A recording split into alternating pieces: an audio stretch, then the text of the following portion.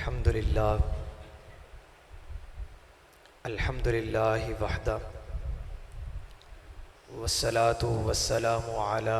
من لا نبی بعدہ وعلی آلہ واصحابہ اجمعین اما بعد فاعوذ باللہ من الشیطان الرجیم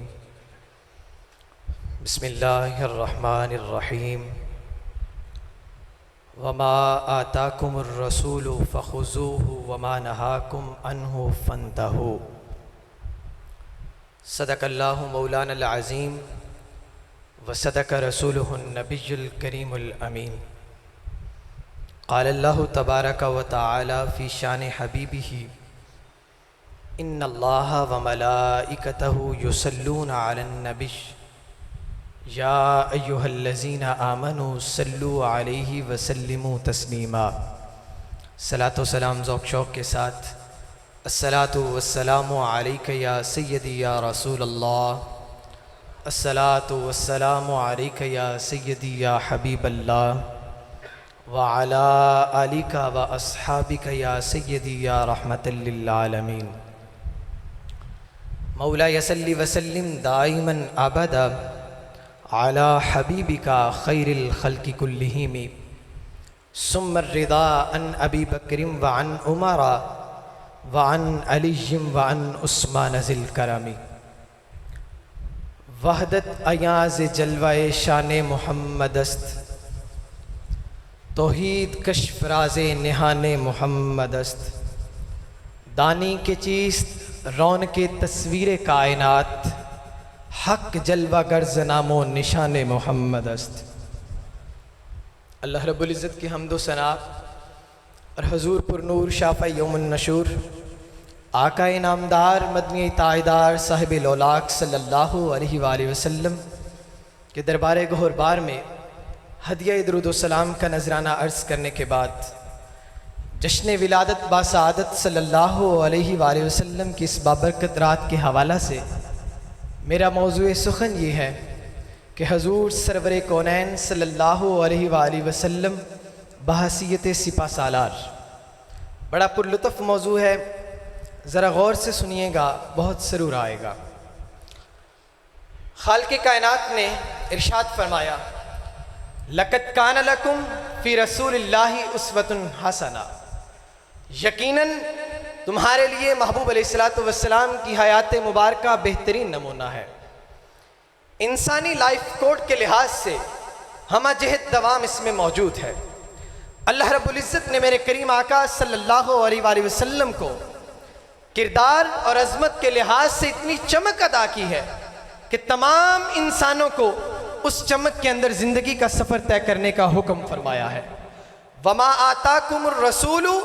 فَخُذُوهُ وَمَا نَهَاكُمْ عَنْهُ فَانْتَهُوا، اور جو کچھ تمہیں رسول اللہ صلی اللہ علیہ وآلہ وسلم عطا فرمائیں وہ لے لو، اور جس سے منع فرمائیں اس سے باز رہو۔ میرے بزرگوں،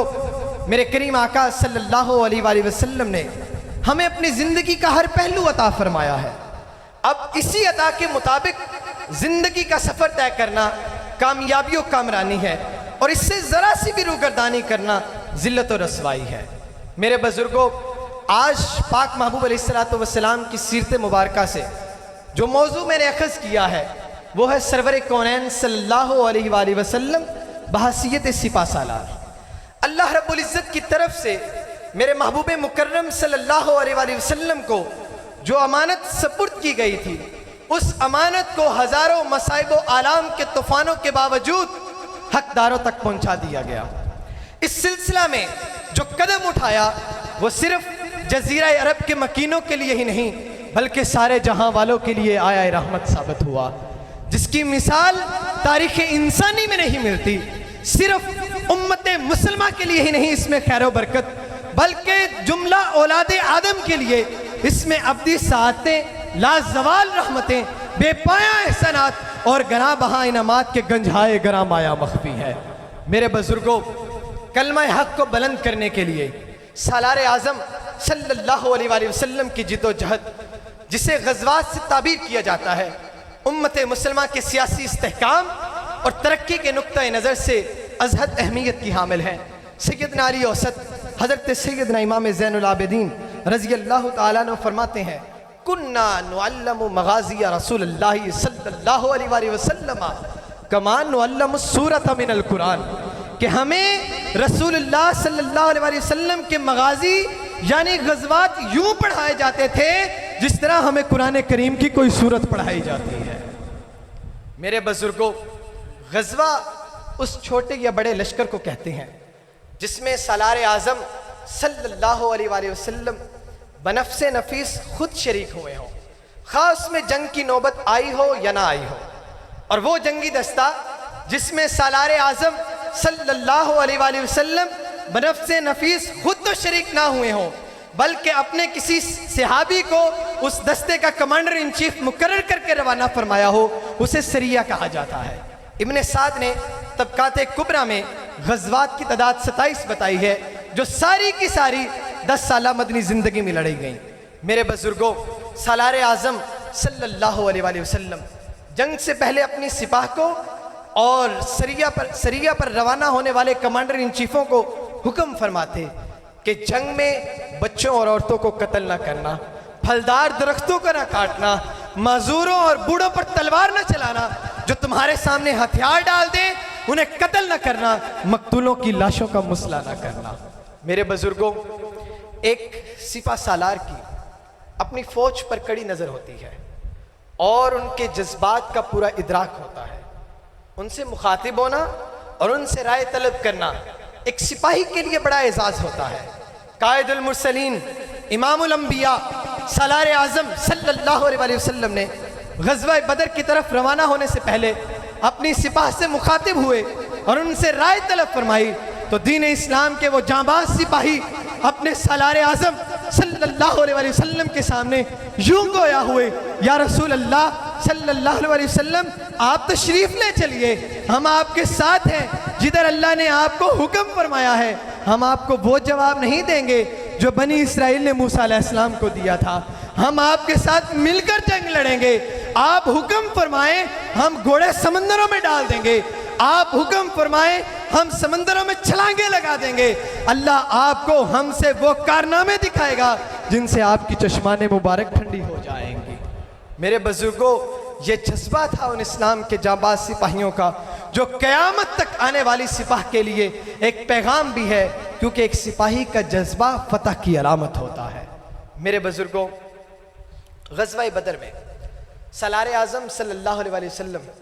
اپنے دستے مبارک میں تیر لیے ہوئے ہیں۔ صفوں کی درستگی کے دوران سیدنا سواد رضی اللہ تعالیٰ عنہ کے پیٹ پر ہلکی سی چوٹ آتی ہے۔ سیدنا سواد رضی اللہ تعالیٰ عنہ عرض کرتے ہیں یا رسول اللہ صلی اللہ علیہ وسلم، آپ کو اللہ تعالیٰ نے عدل و انصاف کے لیے مبعوث فرمایا ہے، مجھے اس چوٹ کا بدلہ دیجئے۔ اب اس میں غور طلب بات یہ ہے کہ میدان جنگ میں اپنے ایک سپاہی کا اپنے سپہ سالار سے اس قسم کا مطالبہ سن کر سالار اعظم صلی اللہ علیہ وسلم نے اسے کورٹ مارشل کرنے کا حکم نہیں فرمایا اور نہ ہی کسی قسم کی برہمی کا اظہار فرمایا، بلکہ سرکار دو عالم صلی اللہ علیہ وسلم نے اپنی زرہ کے بند کھول دیے اور فرمایا استاقیدو یا سواد، اے سواد آؤ اور بدلہ لے لو۔ میں قربان جاؤں، تاریخ انسانی میرے محبوب علیہ السلام جیسا سالار اعظم نہیں لا سکتی۔ سیدنا سواد رضی اللہ تعالیٰ عنہ آگے بڑھتے ہیں، میرے محبوب علیہ السلام کو اپنے گلے سے لگا لیتے ہیں اور آپ کا بدن مبارک چومتے ہیں۔ میرے حضور علیہ السلام ارشاد فرماتے ہیں اے سواد تم نے ایسا کیوں کیا؟ تو سیدنا سواد رضی اللہ تعالیٰ عنہ عرض کرتے ہیں یا رسول اللہ صلی اللہ علیہ وسلم، جو مرحلہ ہمیں درپیش ہے وہ حضور ملاحظہ فرما رہے ہیں، میری آرزو تھی کہ اس دنیا سے رخصت ہونے سے پہلے میری جلد حضور کے بدن مبارک سے مس ہو جائے۔ میرے بزرگوں، غزوہ احد میں سالار لشکر اسلامیہ صلی اللہ علیہ وسلم سکب نامی گھوڑے پر سوار ہیں، گلے میں کمان آویزاں اور دستے مبارک میں تیر ہے، دین اسلام کے جاں فروش سپاہی مسلح ہے۔ سالار لشکر اسلامیہ صلی اللہ علیہ وسلم نے ان کے سامنے جو حکم ارشاد فرمایا وہ جنگی نقطہ نظر سے کار نمایاں اور فتح یاب ہونے کے لیے سند ہے، اور قیامت تک آنے والے کمانڈر ان چیفوں کے لیے اس پر عمل پیرا ہونا ازحد ضروری ہے۔ احد کی ایک وادی میں ایک چھوٹا سا ٹیلہ جو انین کے نام سے مشہور تھا، وہاں پر سالار اعظم صلی اللہ علیہ وسلم نے 50 ماہر تیر اندازوں کا دستہ متعین فرمایا اور انہیں اپنا تقیدی حکم سنایا کہ اگر گھڑ سوار دشمن ہم پر یہاں سے حملہ کریں تو تم ان پر تیروں کی بوچھاڑ کر دینا تاکہ وہ ہمارے پیچھے سے ہم پر حملہ نہ کر سکے۔ اگر تم دیکھو کہ ہم نے دشمن کو شکست دے دی ہے پھر بھی تم ان پر تیروں کی بوچھاڑ کرتے رہنا، کیونکہ جہاں تیر برس رہے ہوں وہاں گھوڑے پیش قدمی نہیں کرتے۔ اور یاد رکھو، کان کھول کر سن لو، جب تک تم اپنی جگہ پر ڈٹے رہو گے ہم ان پر غالب رہیں گے، اور اگر تم اپنی جگہ سے ہلے تو اس کا نتیجہ بڑا ہولناک ہوگا۔ میرے بزرگوں، دین اسلام کے وہ ماہر تیر انداز جب تک اپنے اس مقام پر صف بند رہے، دشمن گھڑ سوار 1 انچ بھی آگے نہ بڑھ سکا اور اپنا جانی و مالی نقصان کرواتے ہوئے دم دبا کر بھاگ نکلا۔ سالار اعظم صلی اللہ علیہ وسلم کے حکم ثانی کا انتظار کیے بغیر جب ان تیر اندازوں نے اس ٹیلہ کو خالی چھوڑا تو پھر اس کا جو نتیجہ نکلا وہ نہایت ہی دلدوز ہے، اور اس کو بیان کرنے کے لیے ایک الگ موضوع درکار ہے۔ میرے بزرگوں، تاریخ گواہ ہے کہ جب تک مسلمان حکمرانوں اور جرنیلوں نے میرے محبوب مکرم سالار اعظم صلی اللہ علیہ وسلم کے مغازی مقاصد کو پیش نظر رکھا اور الہے کلمت اللہ کی سربلندی کے لیے مصروف عمل رہے تو جہاں میں کتنے سرخرو ٹھہرے۔ آج امت اسلامیہ نے حضور کے مغازی مقاصد سے روگردانی کی اور دیکھو دنیا میں کتنے ذلیل و رسوا ہو رہے ہیں۔ کشتہ عشق و محبت شمس العارفین میرے لجپال حضور سائیں لالا پاک رحمہ اللہ تعالی 1992 میں جب حج پر تشریف لے گئے تو مکہ المکرمہ میں ایک حال نما سٹور کے سامنے، جس کا بیرونی دروازہ الیکٹرونک سسٹم پر تھا کہ بندہ 5 فٹ دور ہی ہوتا تو وہ کھل جاتا، آپ یہ منظر دیکھ کر آبدیدہ ہو گئے اور ٹھنڈی آ بھری اور فرمانے لگے کہ اگر آج سیدنا فاروق اعظم رضی اللہ تعالیٰ عنہ کے وصف کا حکمران ہوتا تو یہاں اسلحہ کی فیکٹریاں اور ڈیپوز ہوتے جن کی بدولت میرے حضور کے دین کا پرچم پوری دنیا میں لہرا رہا ہوتا۔ یہود و نصارہ نے مسلمانوں کو مصنوعی کھلونے دے کر ان کی ساری دولت لے جا کر اسلحہ کے انبار لگا کر جنگوں کے ذریعے ان کو اپنے شکنجے میں جکڑا ہوا ہے اور ان پر اپنی اجارہ قائم کی ہوئی ہے۔ میرے بزرگوں، اگر آج بھی بلاد اسلامیہ اپنی عظمت رفتہ کو حاصل کرنا چاہتی ہے تو میرے محبوب مکرم صلی اللہ علیہ وسلم کے مغازی مقاصد کو پیش نظر رکھنا ہوگا، کیونکہ آج بھی مسلمان کے دل میں وہ جذبہ ایمانی موجود ہے۔ اقبال نے اسی لیے فرمایا تھا، نہیں ہے نا امید اقبال اپنی کشت ویرا سے، ذرا نم ہو تو یہ مٹی بہت زرخیز ہے ساکی۔ آخر میں یا رب سائیاں کلمے والا ہر دم ساتھ کرائیں، یا رب سائیاں کلمے والا ہر دم ساتھ کرائیں، وچ حضوری سرور رکھیں غیرہ مکھ بھوائیں، آخر ویلے وقت کا ویلے یار دیدار کرائیں، تے شیر محمد دی یہ گولی رکھیں آخر تائیں۔ اللہ رب العزت کی بارگاہ میں دعا ہے کہ میرے پاک محبوب علیہ السلام کے نلہن مبارک کا صدقہ